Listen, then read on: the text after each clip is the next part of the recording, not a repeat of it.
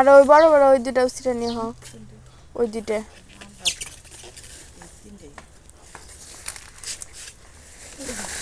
একদম জঙ্গলের ভিতর থেকে নিয়ে আসলাম অনেক কষ্ট করে।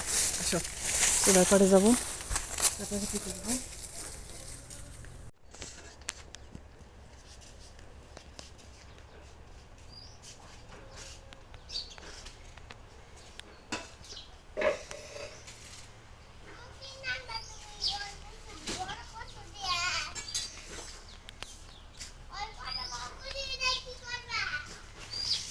কত বড় কচু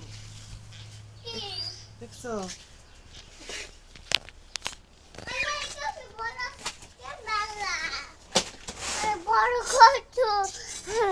কচু পাতার ভর্তা রান্না কচু পাতার ভর্তা করবো আপু। আজকে আমি মাছ দিয়ে কচু রান্না করবো। আর এত বড় বড় কচু, এগুলো কিন্তু এই দুইটাই হয়ে যায়, 2 থেকে 3টাই হতে লাগে না, তো 1 বাটি হয়ে যাবে। আর 400 হয়ে রান্না করবো।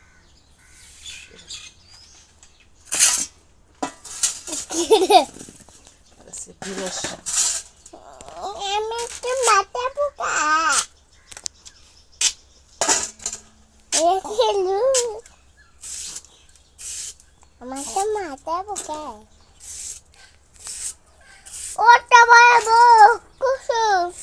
কত বড় বড় কচু দেখলা? না দেখি নাই। দেখো নাই, আজকে দেখলা?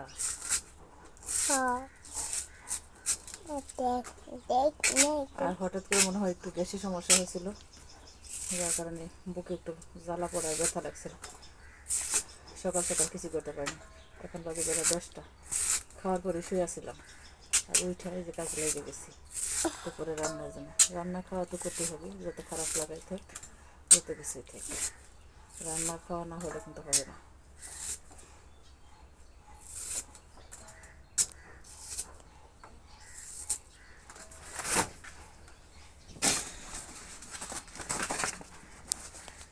পাতাগুলো পাতাগুলো দিয়ে কিন্তু বৃষ্টির দিনে ছাতা বানানো যায়। আরো